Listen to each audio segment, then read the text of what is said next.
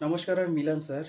যে সমস্ত ছাত্র ও ছাত্রীরা আমার ইউটিউব চ্যানেল এবং ফেসবুক পেজের সঙ্গে যুক্ত আছো এবং যে সমস্ত অভিভাবকেরা আমার ফেসবুক পেজ ও ইউটিউব চ্যানেলের সাথে যুক্ত আছেন বা যারা দেখছেন, তাদের প্রত্যেককে পাল একাডেমির পক্ষ থেকে জানাই অনেক অনেক স্বাগত।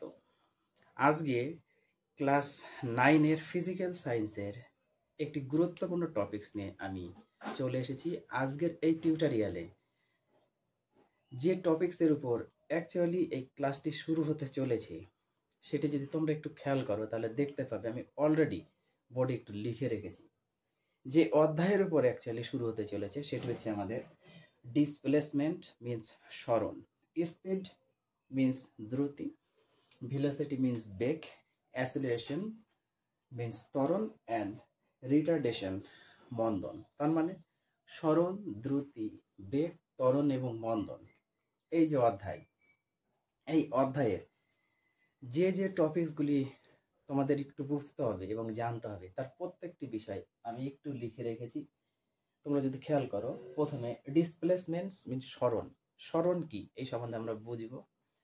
তারপরে আসবো আমরা স্পিড মিন্স দ্রুতি কি, তারপরে দ্রুতির প্রকারভেদ, তারপরে ভেলোসিটি বা বেগ কি, বেগের প্রকারভেদ, তারপরে আমরা অ্যাসেলারেশন মানে ত্বরণ, ত্বরণ কাকে বলে সেই বিষয়টি বুঝবো।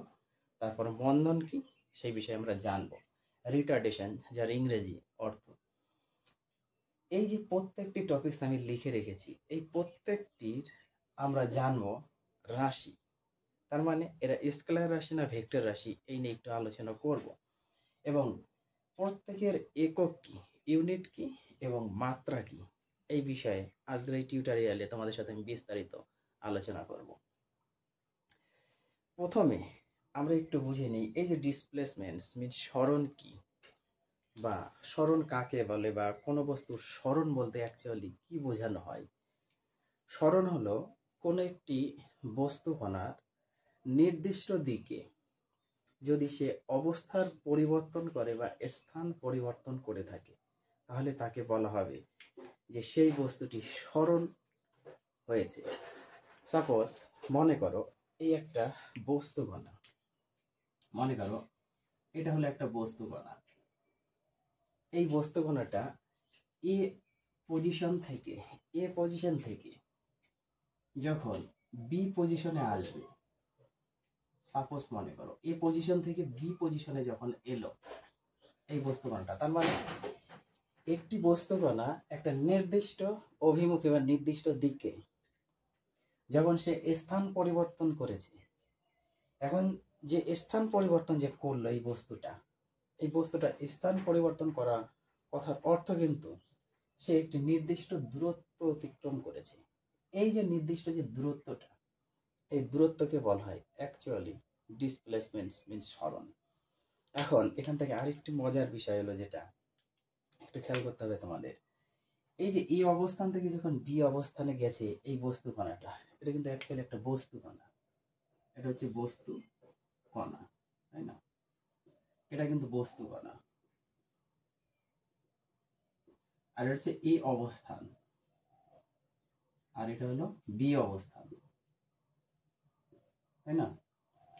এখন এই অবস্থান থেকে বি অবস্থানে এই বস্তু কণাটা কতভাবে যেতে পারে একটু খেয়াল করো, কতভাবে যেতে পারে। এ সরাসরি স্ট্রেট ভাবে যেতে পারে, তার মানে কি একদম সরল রেখা সোজাসুজি যেতে পারে, কিংবা সে বক্রপথেও যেতে পারে। এই বস্তু কণাটা দেখা গেল যে এইভাবে এসে এইভাবে আসতে পারে, যেতেই পারে। কখনো দেখা গেল সে এইভাবে এসে এখানে এইভাবে এসে যেতে পারে, আবার দেখা গেল সে এইভাবেও যেতে পারে। এই যে বিভিন্নভাবে তার যে চলার পথ এবং বিভিন্ন পথে চলার যে সরণ, সেই সরণটাই হচ্ছে কিন্তু অ্যাকচুয়ালি এই বস্তুর মধ্যে দূরত্ব। তার মানে আমাদের এখান থেকে যখন সে সরল রেখাতে যাচ্ছে, একদম স্ট্রেট যাচ্ছে, তখন কিন্তু একটু খেয়াল করতে হবে যে প্রত্যেকের স্মরণ মানে এই বস্তুকণার স্মরণ প্রত্যেকের ক্ষেত্রে কিন্তু আলাদা। যখন সে সোজাসুজি পথ যাবে তখন কিন্তু এখানে অ্যাকচুয়ালি ধরে নাও এটা 10 মিটার পথ অতিক্রম করলো। যখন সে বক্রপথে যাচ্ছে এটা মনে করো 15 মিটার পথ অতিক্রম করলো, এটা মনে করো 20 মিটার পথ, এটা মনে করো 25 মিটার পথ। তার মানে একটি বস্তুকণা যখন ডিসপ্লেসমেন্ট হয় তখন কিন্তু তার স্মরণ অ্যাকচুয়ালি মানে ডিসপ্লেসমেন্ট বিভিন্ন হতে পারে। এ থেকে বি অবস্থানে পৌঁছানোর জন্য সে বিভিন্ন দূরত্ব অতিক্রম করতে পারে। যখন এইভাবে যাবে এ থেকে বিতে, তখন সাপোজ আমরা ধরেছি যে 25 মিটার, যখন এই স্ট্রেইট যাবে তখন এ থেকে বি এর দূরত্ব কিন্তু 10 মিটার।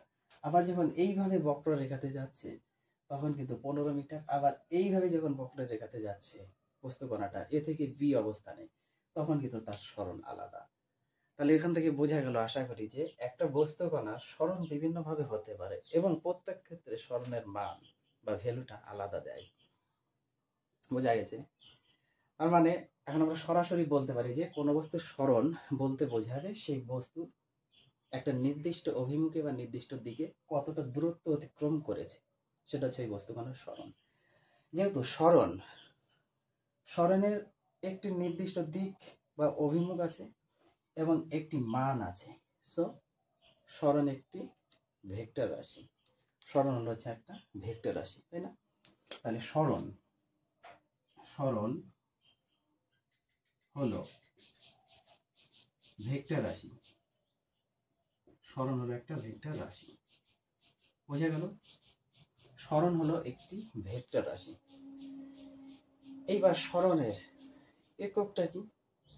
স্মরণের একক দেখো, স্মরণের একক, এই যে একক, একটা আমাদের সিজিএস পদ্ধতি অনুযায়ী হবে, একটা সিজিএস পদ্ধতি আর একটা হচ্ছে এসআই পদ্ধতি অনুযায়ী। এই দুটো পদ্ধতি উপর মেনে চলে।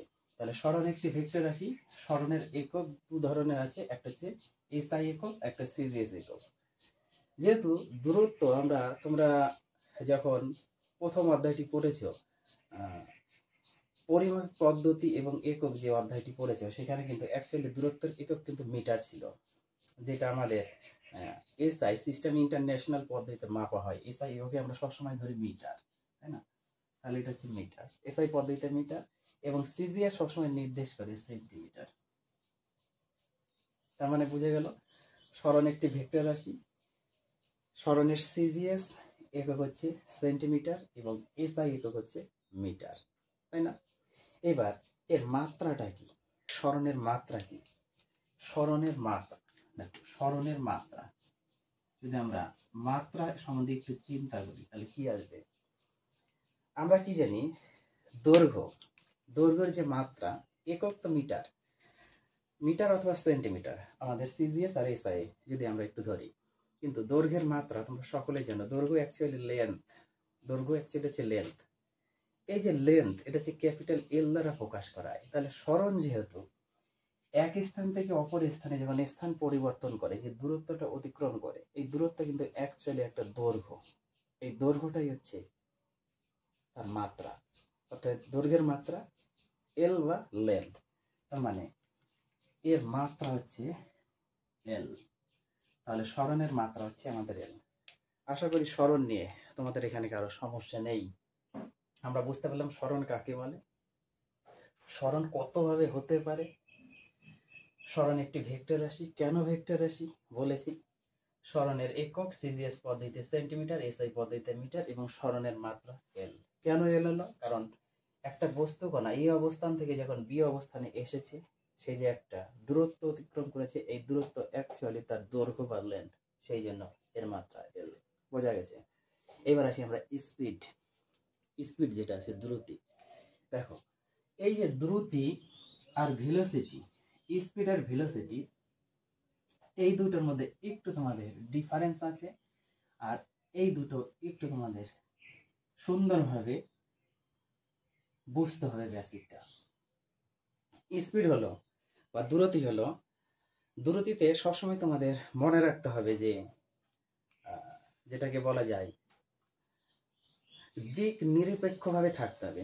দিক নিরপেক্ষ, এই যে দিক নিরপেক্ষ, দেখো দিক নিরপেক্ষ,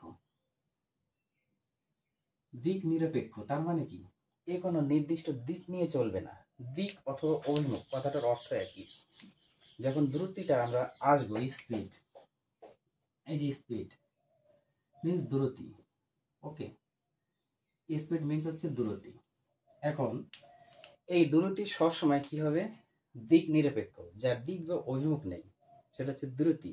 কিন্তু কাকে বলে,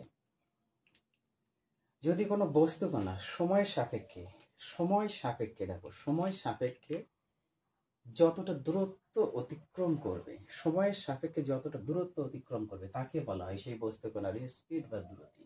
তার মানে দূরত্ব ইকুয়াল টু আমরা লিখতে পারি মোট দূরত্ব, মোট দূরত্ব বাই সময়, তাই না? মোট দূরত্ব বাই সময়। তার মানে কি, কোনো বস্তুকণা সময় সাপেক্ষে যতটা দূরত্ব অতিক্রম করে বা যতটা দূরত্ব যায়, তাকে বলা হয় সেই বস্তুকণার অ্যাকচুয়ালি স্পিড বা দ্রুতি। কিন্তু দ্রুতিতে তোমাদের সবসময় মনে রাখতে হবে যে এই দ্রুতি দিক নিরপেক্ষ, যে কোনো নির্দিষ্ট দিক বা অভিমুখ মেনশন করে না, ও কোনো ডিরেকশন মেনশন করে না, শুধু মোট দূরত্বটাকে নিয়ে চলবে, সেটা সময় সাপেক্ষে। তাহলে দ্রুতির যেহেতু কোনো দিক বা অভিমুখ নেই, সেহেতু কি দ্রুতি একটি স্কেলার রাশি, তাই না?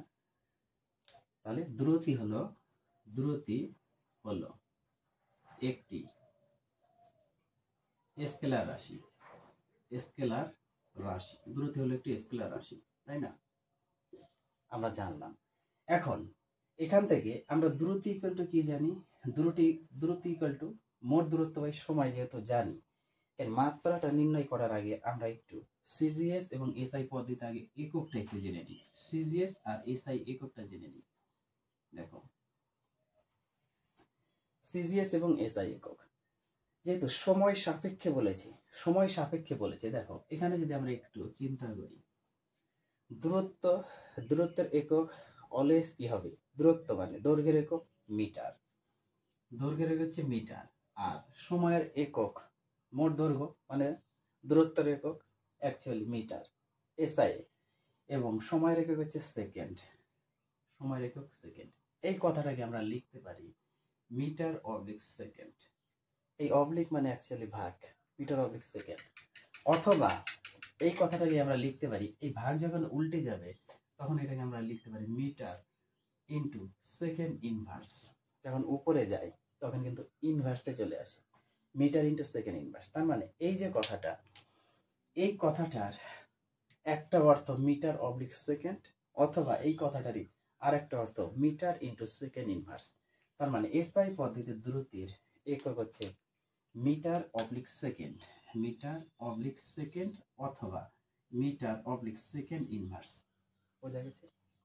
যদি আমরা সিজিএস এ যাই, শুধু কি হবে, দূরত্বের একক হচ্ছে সেন্টিমিটার, আর সময়ের একক তো সেকেন্ডই হবে, তাহলে সেন্টিমিটার অবলিক সেকেন্ড অথবা সেন্টিমিটার ইন্টু সেকেন্ড ইনভার্স, যেটা দিবে সেটাই অ্যাকুরেট, কাটবে না। তাহলে দ্রুতি হলো একটি স্কেলার রাশি, দ্রুতির একক সিজিএস পদ্ধতি সেন্টিমিটার অবলিক সেকেন্ড এবং এসআই মিটার অবলিক সেকেন্ড জানলাম। এখন হচ্ছে এই যে দ্রুতির মাত্রাটা কি, দ্রুতির মাত্রা দেখো, যেহেতু আমরা দ্রুতি ইকুয়াল টু কি জানি, একটু মুছি, দেখো এখানে করবো আমরা, দ্রুতি ইকুয়াল টু আমরা জানি মোট দৈর্ঘ্য, মোট দৈর্ঘ্য মানে অ্যাকচুয়ালি লেন্থ, মোট দৈর্ঘ্য মিন্স হচ্ছে লেন্থ।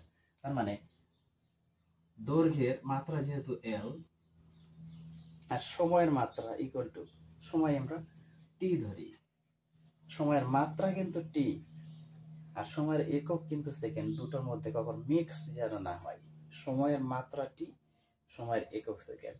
তাহলে দূরত্বের মাত্রা এল এবং সময়ের মাত্রা টি, তাহলে এই জিনিসটা আমরা লিখতে পারি না, এল ইন্টু টির পাওয়ার উপরে যখন যাবে -1 মানে টি ইনভার্স এল ইন্টু টির পাওয়ার -1, তাই না? তোমরা সূচক করেছো, সূচকের যদি অধ্যায়টা করে থাকো অঙ্কের, তাহলে তোমরা বুঝতে পারবে, যখন 1 বাই কোন একটা সংখ্যা, যেমন এটা 1 বাই টি, তার মানে কি উপরে এল গুণ হিসেবে ছিল এল ইন্টু 1/t, এই 1/t যখন যায় তখন কিন্তু উপরে টির পাওয়ার -1 হয়ে যায়। তোমরা সূচকে দেখবা যে এই নিয়মটি অ্যাকচুয়ালি আছে। তার মানে আমরা জানলাম এর মাত্রা equal to L into T inverse. তাহলে দ্রুত নিয়ে কারো কোথাও সমস্যা নেই। দ্রুত কি জানলাম, দ্রুতি কোন রাশি সেটা জানলাম, দ্রুতির একক এবং দ্রুতির মাত্রা। এইবার এখান থেকে আমরা আরেকটু জানবো দ্রুতির প্রকারভেদ। আছে না দ্রুতির প্রকারভেদ? দ্রুতি দু ধরনের, একটা হচ্ছে সমদ্রুতি আর একটা হচ্ছে অসমদ্রুতি। সমদ্রুতি কাকে বলে? সমদ্রুতি হলো কোনো বস্তুকণা বা গতিশীল বস্তুকণা আমরা ধরতে পারি, কোনো বস্তুকণা অথবা কোনো গতিশীল বস্তুকণা নির্দিষ্ট সময় সাপেক্ষে যদি নির্দিষ্ট দূরত্ব অতিক্রম করে, কোনো গতিশীল বস্তুকণা নির্দিষ্ট সময় সাপেক্ষে যদি নির্দিষ্ট দূরত্ব অতিক্রম করে তাকে আমরা বলবো সমদ্রুতি। আর অসমদ্রুতি হচ্ছে কোনো গতিশীল বস্তুকণা নির্দিষ্ট সময় অবকাশে ভিন্ন ভিন্ন দূরত্ব যদি অতিক্রম করে তাহলে তাকে বলবো আমরা অসমদ্রুতি। দেখো কথাটা একটু বুঝিয়ে দিই তোমাদের। যেহেতু একটা হচ্ছে তোমাদের কোনো গতিশীল বস্তুকণা নির্দিষ্ট সময় অবকাশে নির্দিষ্ট দূরত্ব গেলে সেটা হচ্ছে সমদ্রুতি, এবং অসমদ্রুতি নির্দিষ্ট সময় অবকাশে যদি ভিন্ন ভিন্ন দূরত্ব যায় সেটা হচ্ছে আমাদের অসমদ্রুতি। এবার সাপোজ মনে করো যে কোনো বস্তুকণা, মনে করো যে কোনো বস্তুকণা, ওকে, কোনো বস্তুকণা এই যে টি1 সময় অবকাশে যদি x1, দেখো t1 সময় অবকাশে যদি x1 দূরত্ব যায়, তাই না? দেখো অসমদ্রুতিটা একটু বোঝো। t1 সময় অবকাশে যদি x1 দূরত্ব যায়, আবার t2 সময় অবকাশে যদি x2 দূরত্ব যায়, কারণ নির্দিষ্ট সময় অবকাশে ভিন্ন ভিন্ন দূরত্ব অ্যাকচুয়ালি অতিক্রম করাটা হচ্ছে আমাদের অসমদ্রুতি। আবার t3 সময় অবকাশে যদি সে x3 দূরত্ব যায়, সেক্ষেত্রে কি দাঁড়াচ্ছে আমাদের মোট দ্রুতি কত হয়, সরি যেটা হচ্ছে গড় দ্রুতি হবে অ্যাকচুয়ালি। তাহলে গড় দ্রুতি আমাদের দাঁড়াবে গড় দ্রুতি। এই গড় দ্রুতির হিসাবটা একটু তোমাদের লাগবে। গড় দ্রুতি সেক্ষেত্রে কি হবে? গড় দ্রুতি ইকুয়াল টু কি মোট অতিক্রান্ত দূরত্ব বাই মোট সময়। দেখো মোট সময়, ওকে। তাহলে গড় দূরত্ব ইকুয়াল টু মোট অতিক্রান্ত দূরত্ব বাই মোট সময়। তাহলে মোট সময় আমাদের দেখো কত, t1 t2 t3। তাহলে আমরা যদি এটা একটু মোট সময় t1 plus t2 plus t3 মোট সময়, এবং ভিন্ন ভিন্ন দূরত্ব কত, একটা x1 plus x2 plus x3। এই হচ্ছে তোমাদের গড় দ্রুতির অ্যাকচুয়ালি গাণিতিক যে ইকুয়েশন, সেটা হচ্ছে এটা। যখন আমরা গড় দ্রুতি বের করব তখন আমাদের ফর্মুলা সবসময় মনে রাখতে হবে যে মোট অতিক্রান্ত দূরত্ব বাই মোট সময়। আর এইটাই হচ্ছে তোমাদের অ্যাকচুয়ালি কিন্তু অসমদ্রুতি। বোঝা গেছে? তাহলে দ্রুতি এবং দ্রুতির প্রকারভেদ নিয়ে আর কারো কোথাও সমস্যা নেই। এইবার আসবে আমরা ভেলোসিটি। দেখো বেগ কি, এবার একটু আমরা আসি বেগ, এটা আমি মুছে দিচ্ছি। দেখো বেগ নিয়ে যদি আমরা ভেলোসিটি নিয়ে এবার একটু আলোচনা করি তাহলে কি এসে দাঁড়াচ্ছে। দেখো ভেলোসিটি ইকুয়াল টু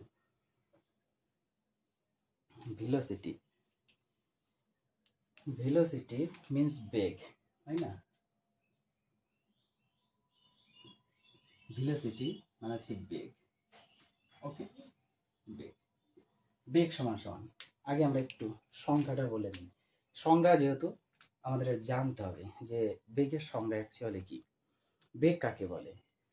বেগ হলো কোনো বস্তুকণা সময়ের সাপেক্ষে যদি নির্দিষ্ট দিকে স্থান পরিবর্তন করে বা অবস্থার পরিবর্তন করে তাহলে তাকে বলা হবে সেই বস্তুকণার ভেলোসিটি বা বেগ, ওকে।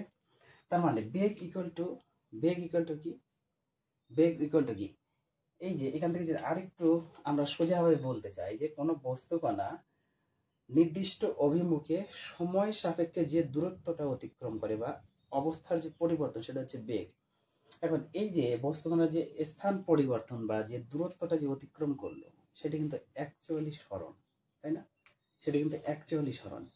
তার মানে যদি আমরা এখন এখান থেকে সোজাভাবে বলতে চাই যে অ্যাকচুয়ালি বেগ কি, বেগ হলো কোনো গতিশীল বস্তুকণার এই যে সময় সাপেক্ষে সরণের যে হার, তাই না? সরণের যে হার তাকে বলা হয় বেগ। যেহেতু বস্তুকণাটি যে দূরত্ব অতিক্রম করেছে সেই দূরত্ব অ্যাকচুয়ালি সরণ, তার মানে কোনো বস্তুকণার সময় সাপেক্ষে সরণের হারকে বলা হয় হচ্ছে বেগ। বোঝা গেছে? তাহলে বেগ যেহেতু একটি নির্দিষ্ট অভিমুখে চলছে, তার মানে তার দিক বা অভিমুখ এবং বেগের একটি মান আছে। সো বেগ একটি ভেক্টর রাশি।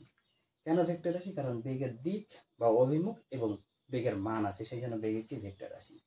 এখন বেগের যদি আমরা একটি ইউনিট আলোচনা করি, বেগের একক, দেখো বেগের একক আমরা কি জানি? বেগ ইকুয়াল টু সরণ বাই সময়, তাই না? সরণের একক কি ছিল? সরণের একক যেমন ছিল মিটার। এসআই পদ্ধতিতে যেহেতু মিটার, তাহলে আমরা বসাবো সরণের একক বাই সময়ের একক। সময়ের একক হচ্ছে সেকেন্ড, তাই না? সেটাই তো বেগের একক। তাহলে বেগ ইকুয়াল টু সরণ বাই সময় যদি হয়, তার মানে সরণের একক বাই সময়ের একক। সরণের একক হচ্ছে এসআই পদ্ধতিতে মিটার আর সময়ের হচ্ছে সেকেন্ড। তাহলে এইটা যদি আমরা করি, এর আগেও আমি দেখিয়েছি, এটা মিটার অবলিক সেকেন্ড অথবা এটাই মিটার ইন্টু সেকেন্ড ইনভার্স আই। এটা কিন্তু এসআই পদ্ধতিতে, এটা হচ্ছে অ্যাকচুয়ালি এসআই পদ্ধতি অনুযায়ী। এখন সিজিএস পদ্ধতিতে অনুযায়ী যদি করি তাহলে কি হবে? সেন্টিমিটার অবলিক সেকেন্ড বা এইটাই সেন্টিমিটার ইন্টু সেকেন্ড ইনভার্স, তাই না? তার মানে আমাদের বেগের একক এবং দ্রুতির একক দুটোই সমান, তাই না? শুধু ডিফারেন্স, বেগ একটি ভেক্টর রাশি, দ্রুতি একটি স্কেলার রাশি। এখন আসি আমরা বেগের মাত্রা নিয়ে। বেগের মাত্রা দেখো, বেগের মাত্রা ইকুয়াল টু কি? আমি এগুলো একটু মুছি। বেগের মাত্রা ইকুয়াল টু কি? বেগের মাত্রা মানে কি? সরণের মাত্রা বাই সময়ের মাত্রা। সরণের মাত্রা বাই সময়ের মাত্রা। আমরা কি জানি? সরণের মাত্রা ইকুয়াল টু জানি আমরা কি? এল, তাই না? সরণের মাত্রা ইকুয়াল টু এল বাই সময়ের মাত্রা আমরা জানি টি। সময়ের মাত্রা টি। তাহলে এখান থেকে আমরা লিখতে পারি এল ইন্টু টির পাওয়ার -1, অর্থাৎ বেগের মাত্রা এল ইন্টু টির পাওয়ার -1। তার মানে কি? দ্রুতির সাথে কিন্তু আমাদের বেগের যে রিলেটেড অনেকটাই সেম, শুধু আমাদের ডিফারেন্স। বেগ হলো ভেক্টর রাশি এবং দ্রুতি হলো আমাদের স্কেলার রাশি। তাহলে তোমাদের স্টার্টিং সরণ, দ্রুতির প্রকারভেদ এবং বেগ নিয়ে কোনো সমস্যা নেই। এখন এই যে বেগকে এবার দুভাগে ভাগ করা যায়। বেগের দুটো পার্ট আছে, একটা হচ্ছে সমবেগ আর একটা হচ্ছে অসমবেগ। সমবেগ কাকে বলে এবং অসমবেগ কাকে বলে, এই জিনিসটা আমাদের একটু বুঝতে হবে। সমবেগ হলো, মনে করো কোনো একটি বস্তুকণা সময়ের যদি তার বেগের পরিবর্তন না করে, কোনো একটি বস্তুকণা যতটা সময় যাক না কেন, যত সময় অতিবাহিত হোক না কেন, সে সময়ের সঙ্গে সঙ্গে বেগের পরিবর্তনটা হবে না, তাকে আমরা বলবো সমবেগ। আর অসমবেগ মানে কোনো বস্তুকণা বা কোনো গতিশীল বস্তুকণা সময়ের সঙ্গে সঙ্গে বেগের পরিবর্তন করবে, সময়ের সঙ্গে সঙ্গে বেগের পরিবর্তন হবে, মানে যতটা সময় যাবে ওই সময় যত যাচ্ছে তত বেগের পরিবর্তন করতেছে। দেখা গেল যে প্রত্যেকটি মুহূর্তে বা প্রতি মুহূর্তে সে বেগের পরিবর্তন করতে পারে, তাকে বলা হচ্ছে অসমবেগ। ক্লিয়ার? তাহলে বেগ নিয়ে আরো কোথাও সমস্যা নেই। এইবার আসি আমরা অ্যাসিলারেশনস মিন্স ত্বরণ। এবার ত্বরণ নিয়ে একটু আলোচনা করি। দেখো, ত্বরণ একদম সোজা। ত্বরণ অ্যাসিলারেশনস এটা হচ্ছে আমাদের ত্বরণ। ত্বরণ কি? ত্বরণ, এই যে হলো ত্বরণ বা অ্যাসিলারেশন। ত্বরণ ইকুয়াল টু, ত্বরণ হচ্ছে কোনো গতিশীল বস্তুকণা বা কোনো বস্তুকণার সময় সাপেক্ষে বেগ বৃদ্ধির হারকে বলা হবে ত্বরণ। তার মানে সময় সাপেক্ষে বেগের বৃদ্ধিকে বলা হচ্ছে, বেগ বৃদ্ধির হারকে বলা হয় ত্বরণ। তাহলে সময় সাপেক্ষে বেগ বৃদ্ধির হার, বেগ বৃদ্ধি, তাই না, বেগ বৃদ্ধির হার। এটা অ্যাকচুয়ালি হারটা না লিখে এইভাবে লিখি, বেগ বৃদ্ধি, বেগ বৃদ্ধি বাই সময়, বেগ বৃদ্ধি বাই সময়। তাহলে ত্বরণ ইকুয়াল টু বেগ বৃদ্ধি বাই সময়। তার মানে সময় সাপেক্ষে বেগ বৃদ্ধির যে হার তাকে বলা হচ্ছে ত্বরণ। ত্বরণের উল্টা হচ্ছে আমাদের মন্দন। এ যদি বৃদ্ধি করে তাহলে মন্দনে হ্রাস করবে। তার মানে মন্দন ইকুয়াল টু, মন্দন, মন্দন মিন্স হচ্ছে রিটার্ডেশন। মন্দন ইকুয়াল টু বেগ হ্রাস, বেগ হ্রাস বাই সময়। মন্দন হলো সময় সাপেক্ষে বেগ হ্রাসের হারকে, কোনো গতিশীল বস্তুকণার সময় সাপেক্ষে বেগ হ্রাসের হারকে বলা হচ্ছে আমাদের অ্যাকচুয়ালি মন্দন। বোঝা গেছে? যেহেতু ত্বরণ হচ্ছে আমাদের বেগ বৃদ্ধির হার, তাহলে এখান থেকে আমরা একটু একক আগে প্রতিষ্ঠা করার চেষ্টা করি। দেখো ত্বরণের একক কি? বেগের একক, বেগের একক কি ছিল? সিজিএস বা এসআই পদ্ধতিতে আমরা প্রথমে এসআইটা হিসাব করি। এসআই পদ্ধতিতে বেগের ছিল কি? Metre oblique second. বেগের একক মিটার অবলিক সেকেন্ড বাই সময়ের একক কিন্তু সেকেন্ড, সময়ের একক কিন্তু সেকেন্ড। দেখো এখানে কিন্তু metre oblique second by second. এখন এটা যদি আমরা করি তাহলে এটা মিটার বাই সেকেন্ড ইন্টু এটা নিচে কিছু নেই, এক থাকবে, তখন একটা কোথায় যায়? উপরে যাবে, আর এসটা আমাদের নিচে আসবে, এসটা আমাদের নিচে আসবে। এটা যদি আমরা গুণ করি metre, okay metre by second, আর সেকেন্ড গুণ করলে সেকেন্ড স্কয়ার, সেকেন্ড স্কয়ার। তার মানে এটা হচ্ছে আমাদের metre oblique second square, metre oblique second square. তার মানে ত্বরণের একক এসআই একক, এটা কিন্তু অ্যাকচুয়ালি এসআই একক, এসআই। ত্বরণের এসআই একক হচ্ছে আমাদের metre oblique second square. Same ভাবে যদি মন্দনটা আমরা করি, মন্দনটা যদি আমরা করি একই আসবে, শুধু আমাদের দাঁড়াও এখানে আমরা এসআই করলাম। এবার সিজিএসটা যদি বের করি, এটা হচ্ছে এসআই, তাহলে সিজিএস এর হিসাবটা করে নিই। সিজিএস আমাদের শুধু হচ্ছে সেন্টিমিটার অবলিক সেকেন্ড স্কয়ার, হিসাবটা একই। এটা মিটার দিয়ে করলে আসবে metre oblique second square. SI এবং সিজিএস এ যখন যাব সেন্টিমিটার নেব, শুধু সেন্টিমিটার অবলিক সেকেন্ড স্কয়ার। এখন মন্দনের ক্ষেত্রে যদি আমরা আসি, সেম একই আসবে। এসআই যদি করি তাহলে হচ্ছে metre oblique second by second যদি করি, এই ক্যালকুলেশনে সেই দাঁড়াবে, এটা ইকুয়াল টু আমাদের দাঁড়াচ্ছে কিন্তু মিটার অবলিক সেকেন্ড স্কয়ার। এটা কিন্তু এসআই পদ্ধতিতে, আর সিজিএস পদ্ধতিতে আমাদের দাঁড়াবে সেন্টিমিটার অবলিক সেকেন্ড স্কয়ার। তার মানে ত্বরণ এবং মন্দন এই যে দুটো রাশি, এই দুটো রাশির একক হচ্ছে আমাদের সেম। সিজিএস পদ্ধতিতে সেন্টিমিটার অবলিক সেকেন্ড স্কয়ার এবং এসআই পদ্ধতিতে মিটার অবলিক সেকেন্ড স্কয়ার, দুটো রাশির একক এক। এখন ত্বরণ এবং মন্দন, ত্বরণ এবং মন্দন এদের কি? এরা অ্যাকচুয়ালি কোন রাশি? এরা হচ্ছে ভেক্টর রাশি। ত্বরণ এবং মন্দন হলো ভেক্টর রাশি, কারণ এরা একটি নির্দিষ্ট অভিমুখের সাথে একটা মান নিয়ে চলে। তার মানে এদের মান ও অভিমুখ, এবং মান ও অভিমুখ দুইই আছে অ্যাকচুয়ালি, সেই জন্য এরা হচ্ছে কি হলো? ভেক্টর রাশি। এখন এখান থেকে যদি আমরা ত্বরণের মাত্রাটা একটু নির্ণয় করি, ত্বরণের মাত্রা, ত্বরণের মাত্রা দেখো, ত্বরণের মাত্রা যদি নির্ণয় করি তাহলে আমাদের কি দাঁড়াচ্ছে? অ্যাকচুয়ালি এখান থেকে আমরা ত্বরণ সমান সমান কি জানি? ত্বরণ সমান সমান আরেকটু লিখে নিই, ত্বরণ ইকুয়াল টু বেগ বৃদ্ধি, বেগ বৃদ্ধি বাই সময়। ত্বরণ ইকুয়াল টু বেগ বৃদ্ধি বাই সময়।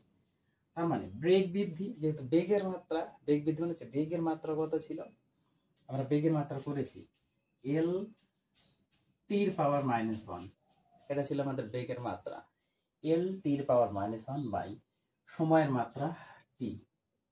তাহলে এল ইন্টু টির পাওয়ার -1 ইন্টু এই টিটা যখন উপরে যাবে তখনও এই টির পাওয়ার -1 হয়ে যাবে। তাহলে এল ইন্টু টির পাওয়ার যোগ করলে -1 -1 -2 সূচকের নিয়ম অনুযায়ী, বা তোমরা ক্লাস 6-7 পড়েছো, কোনো একটা সংখ্যা গুণের সময় পাহাড়ে পাহাড়ে কি হয়, গুণের সময় অবশ্যই পাহাড়ে পাহাড়ে যোগ হবে। তাহলে টি ইনভার্স যোগ হয়ে গেলে -1 -1 তাহলে -2। তাহলে এল ইন্টু টি এর পাওয়ার -2। এই যে ত্বরণের মাত্রা এবং মন্দনের মাত্রা সেম, তার মানে ত্বরণ এবং মন্দনের দুটো জিনিস হচ্ছে আমাদের সেম জিনিস, শুধু এদের ডিফারেন্স। বেগ বৃদ্ধির হারকে বলা হচ্ছে ত্বরণ এবং বেগ হ্রাসের হারকে বলা হচ্ছে মন্দন। এখন এখান থেকে তোমাদের দুটো কোশ্চেন হয়। কি কি কোশ্চেন? এই যে ত্বরণ মন্দনের বিপরীত অথবা মন্দন ত্বরণের বিপরীত কেন, এই একটা কোশ্চেন। কথাটা মানে একই, ত্বরণ মন্দনের বিপরীত বা মন্দন ত্বরণের বিপরীত কেন, একটা কোশ্চেন জানতে হবে। আর একটা খেয়াল করো, ত্বরণ বা মন্দনের যে একক এসেছে, আমরা কি পেয়েছি একক, এই যে সিজিএসএসআই এর এককে এই যে সেকেন্ড কথাটা যে দুবার এসেছে, মানে সেকেন্ড স্কয়ার কেন আসে, সেকেন্ড স্কয়ার কেন এলো, এই কোশ্চেন দুটোর একটু ব্যাখ্যা তোমাদের জানতে হবে আজকে। দেখো, প্রথম আমরা ব্যাখ্যা আসি, ত্বরণ মন্দনের বিপরীত অথবা মন্দন ত্বরণের বিপরীত। এখান থেকে এই কোশ্চেনটা, কিংবা মন্দনকে ঋণাত্মক ত্বরণ বলা হয় কেন, মন্দনকে ঋণাত্মক ত্বরণ বলা হয় কেন, এই কোশ্চেনটা তোমাদের একটু জানতে হবে। এই কোশ্চেনে একটু ব্যাখ্যা আছে, মন্দনকে ঋণাত্মক ত্বরণ বলা হয় কেন, মানে নেগেটিভ কেন বলা হচ্ছে, অ্যাকচুয়ালি কোন কারণে নেগেটিভ বলা হয়। কি বললাম, মন্দনকে, কোশ্চেনটা হলো মন্দনকে ঋণাত্মক ত্বরণ বলা হয় কেন, ত্বরণ বলা হয় কেন, এই হচ্ছে কোশ্চেন আমাদের। ওকে, মন্দনকে ঋণাত্মক ত্বরণ বলা হয় কেন। আমরা জানি যে বেগ বৃদ্ধির হারকে বলা হয় ত্বরণ এবং বেগ হ্রাসের হারকে বলা হয় মন্দন। যেহেতু ত্বরণ মন্দনের বিপরীত বা মন্দন ত্বরণের বিপরীত, এই জন্য মন্দনকে ঋণাত্মক ত্বরণ বলা হয়। বোঝা গেল? এবার এর ব্যাখ্যাটা কি, মনে করি সাপোজ এখানে একটু তোমাদের গাণিতিক এক্সপ্লেনটা বুঝতে হবে, যে মনে করি বা ধরি, ওকে ধরি, আমরা ধরে নিলাম যে ধরি বা মনে করি, কোনো বস্তুর যদি প্রাথমিক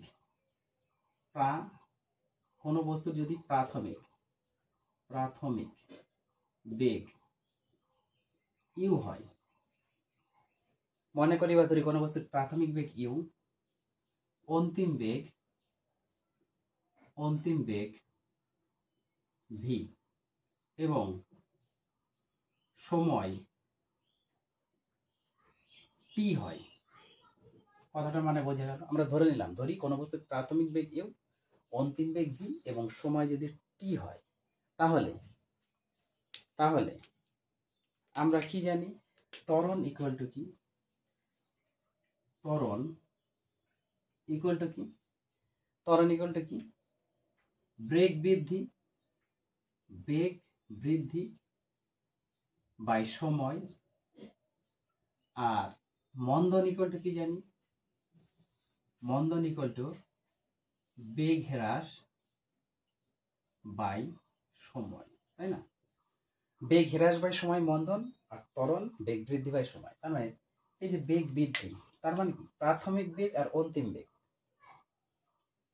প্রাথমিক বেগ ইউ এবং অন্তিম বেগ যদি ভি হয় এবং সময় যদি টি হয়, তাহলে টি সময় পরে বেগ বৃদ্ধি কত, টি সময় পরে, তাহলে বেগ বৃদ্ধি আমাদের অন্তিম বেগ থেকে আমাদের প্রাথমিক বেগ মাইনাস হবে, অন্তিম বেগ মাইনাস প্রাথমিক বেগ হয়ে গেল, বাই সময় তো আমাদের টি।